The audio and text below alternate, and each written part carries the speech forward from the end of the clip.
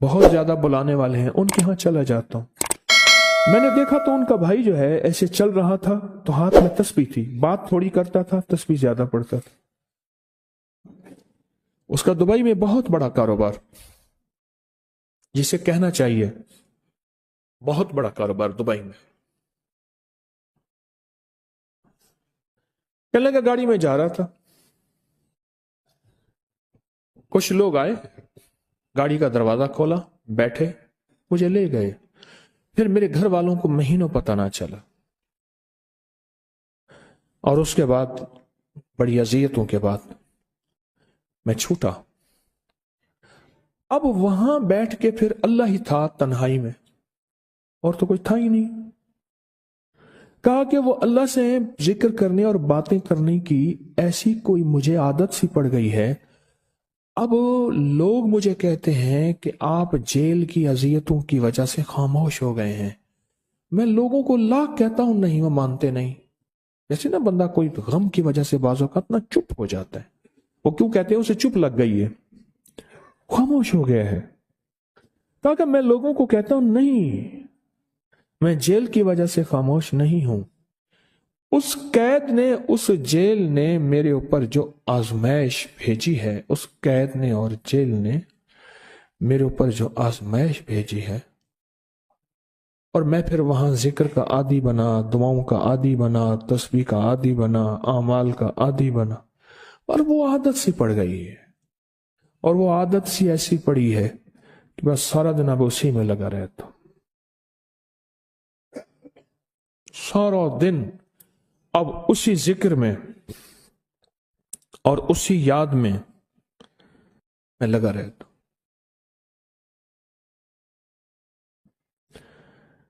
کہیں ایسا نہ ہو ہم بھی اگر ذکر سے غافل ہوئے، تسبیح سے غافل ہوئے، خدا نہ خواستہ ایسی آزمائش آ جائے، اور پھر ہم ذکر اور تسبیح اور اعمال کے عادی بن جائیں، اللہ سے عافیت مانگے۔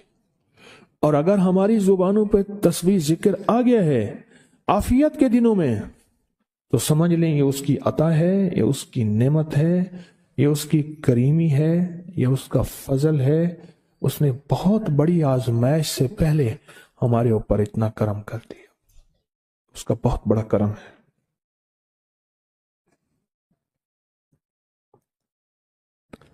اس لیے اللہ جل شانہ کے حبیب کملی والے نے آزمائشوں سے پناہ مانگی ہے۔ اللہم انی اعوذ بک من جہد البلا، آزمائش، کوئی بلا آ جائے، ودرک شقا، شقاوت میں میرا نام آئے، بدبختی میں، یہ بھی آزمائش ہے، وسوء القضاء، میرے لیے ایسے فیصلے ہونا شروع ہو جائیں جو مجھے برباد کر دیں، ایک کے بعد دوسرا میرے حق میں فیصلہ، میرے خلاف فیصلے سارے، وشماتت الاعداء، اور ایسا وقت میرے آزمائش نہ آئے کہ دشمن تالیاں بجائے، دشمن ہنسے اور میرا مذاق اڑائے۔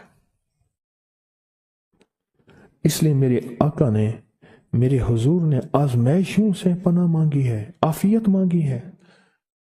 اللہم انی اعوذ بک من زوال نعمتک، اللہ نعمت دی پھر اس کا زوال آ گیا، وتحول عافیت، عافیت دی اور تو نے چھین لی۔ اللہم انی اعوذ بک من زوال نعمتک وتحول عافیتک وفجاءت نقمتک وجمیع سخطک، اے اللہ کو میرے اوپر ایسے حملے ہوں اور سختیاں میرے اوپر شروع ہوں، مولا میں اس سے پناہ مانگتا ہوں۔ میں مانگتا کیا ہوں؟ ربنا آتنا فی الدنیا حسنۃ، اس سے دنیا کا بہترین پیکج مانگتا ہوں، وفی الآخرۃ حسنۃ، تو اس سے آخرت کا بہترین پیکج، شاندار، لاجواب، بہترین۔ ہاں، آزمائشیں، مصیبتیں، تکلیفیں، حوادث، حادثات، ناکامیاں، بیماریاں، پریشانیاں، میں نہیں مانگتا مولا۔ اللہم انی اعوذ بک من الہم والحزن، ہم کہتے ہیں ٹینشن کو، انزائٹی کو، اسٹریس کو، ڈپریشن کو، اندر غم ہے باہر پتہ ہی نہیں، اس کو ہم کہتے ہیں۔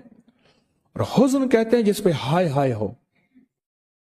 اے اللہ میں تجھ سے اندر کا دکھ جو مجھے دیمک کی طرح کھائے، اور باہر کا دکھ جو مجھے تڑپائے، اندر کا دکھ کھائے اور باہر کا دکھ تڑپائے، اللہ میں اس سے پناہ مانگتا ہوں۔ ہم والحزن، عجز والکسل، ایسا کہ میں عاجز ہو جاؤں یا میرے اوپر سستی غالب ہو جائے۔ کتنے لوگ ایسے ہیں ان کے اوپر سستی غالب ہے، بہت بڑی مصیبت ہے زندگی کی۔ میرے آقا کملی والے نے اس سے پناہ مانگی، اللہ کے حبیب میرے آقا نے آزمائشوں سے پناہ مانگی ہے۔ اللہم انی اعوذ بک من الفقر والکفر، اے میرا مولا مجھے کفر سے اور فقر سے بچا۔ فقر ایسا، غربت ایسی آئے کہ میرے ذہن میں ہر وقت لوگوں کی جیبوں پہ نظر ہو، ہر وقت لوگوں کی جیبوں پہ نظر ہو۔ یہ دو وقت میں ہوتا ہے، ذہن نشین رکھیے گا۔ اس فقیر کا تجربہ ہے، ایک جب طمع بڑھ جاتا ہے، لالچ بڑھ جاتی ہے، اس وقت لوگوں کی جیبوں پہ نظر ہوتی ہے۔ جب فقر بڑھ جاتا ہے، غربت اور تنگ دستی اور فقیری بڑھ جاتی ہے، پھر لوگوں کی جیبوں پہ نظر اس کی ہوتی ہے اور اللہ کے خزانوں پہ نظر نہیں ہوتی یا کم ہوتی۔ اے میرا مولا مجھے فقر سے بچا اور کفر سے بچا، کہ ایسا وقت نہ آئے میں اپنا دین بیچ بیٹھوں، اپنا ایمان بیچ بیٹھوں۔ ہمارے ایک مخلص تھے عبد الوحید سلیمانی صاحب رحمۃ اللہ علیہ، کہنے لگے انارکلی میں میرا ایک دوست تھا، تو میں اس دوست کے ساتھ زندگی گزری، پنجاب یونیورسٹی میں اکٹھے پڑھتے تھے۔ تو پھر پتہ چلا کہ وہ بہت مالدار ہو گیا، اسلام آباد کے ایک بہت بڑے سیکٹر میں گیا تو اس کا گھر دیکھا، گاڑیاں، بڑا گھر، اور یہاں اس کے پاس ایک پرانی سی پتلون ہوتی تھی اور غربت ہوتی تھی، اور انارکلی کے کسی اوپر چبارے کے کسی کمرہ لیا ہوا تھا۔ تو میں نے اس کا نام لے کے پوچھا یہ کیا؟ اس نے ایسے سینے پہ ہاتھ رکھ کے کہا بس یہی بیچا ہے، اب باقی سب ٹھیک ہے، سینے پہ ایمان بیچا ہے، سب کچھ مل گیا۔ اللہ میرے پر وہ وقت نہ لا جب میرے اوپر فقر غالب آ جائے یا کفر آ جائے۔ میرے آقا کملی والے نے آزمائشوں سے پناہ مانگی، اور آپ حضرات کتنے خوش قسمت ہیں، اس کی شان کریمی اللہ نے آزمائشوں سے بچائے، اور انشاءاللہ ان نام کی برکتوں سے، ان دعاؤں کی برکتوں سے، ان تسبیحوں کی برکتوں سے، اس اللہ کے نام لینے کی برکت سے انشاءاللہ اللہ اور آزمائشوں سے بچائے گا۔ اللہ نے بغیر آزمائشوں کے ہمیں اپنا نام دے دیا، اپنے نام کی تسبیح دے دی، اپنا ذکر دے دیا، اپنی یادیں دے دی۔ کسی جگہ منہ سے اللہ نکل جاتا ہے، کہیں رحمان نکل جاتا ہے، کہیں بسم اللہ نکل جاتا ہے۔ ابو عبداللہ مغربی فرماتے ہیں میں نے رسول اللہ صلی اللہ علیہ وسلم کو خواب میں دیکھا، عرض کیا مجھے اللہ سے ایک حاجت ہے، کس وسیلے سے دعا مانگوں؟ عرض کیا مجھے اللہ سے ایک حاجت ہے، کس وسیلے سے دعا مانگوں؟ کوئی عمل بتا دیں، کوئی وسیلہ بتا دیں آقا۔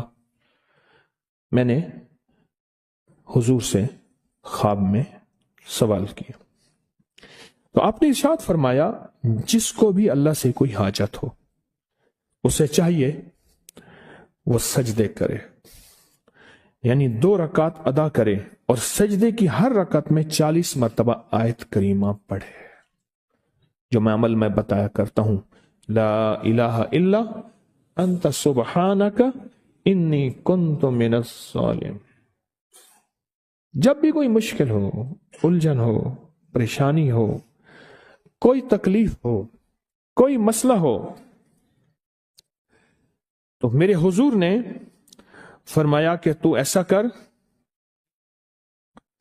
تو ایسا کر، تو کیا کر، تو نفل پڑھ، ہر رکعت میں سبحان ربی الاعلیٰ کے بعد 40 مرتبہ آیت کریمہ پڑھ، اور پڑھ ایسے ڈوب ڈوب کے، مانگ مانگ کے، گڑ گڑا کے، بھیکاری محتاج سائل اور منگتا بن کے پڑھ۔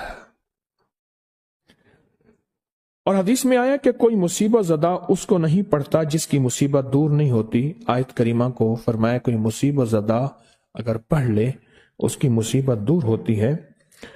اور ایک اور حدیث میں ہے کہ کبھی ایسا نہیں ہوا کہ کسی مسلمان آدمی نے کسی چیز کے لیے اسے پڑھا ہو اور اس کی دعا قبول نہ ہوئی ہو، اور اس کو ترمذی اور نسائی نے روایت کیا ہے۔ میرے آقا فرماتے ہیں کہ میں جب شب معراج میں میرا ایک شخص پر گزر ہوا جو نور عرش میں چھپا ہوا تھا،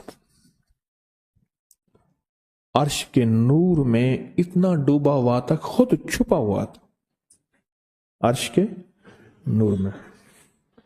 میں نے پوچھا یہ کون ہے؟ یا کوئی فرشتہ ہے؟ فرمایا نہیں۔ میں نے کہا تو پھر یہ کون ہے؟ فرمایا ایک انسان ہے،